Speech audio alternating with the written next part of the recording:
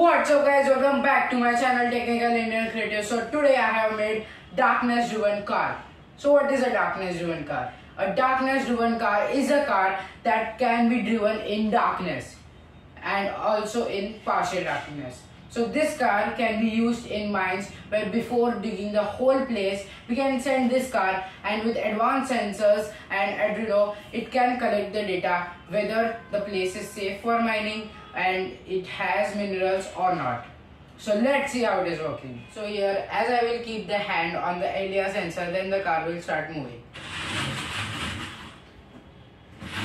See, now there is shadow.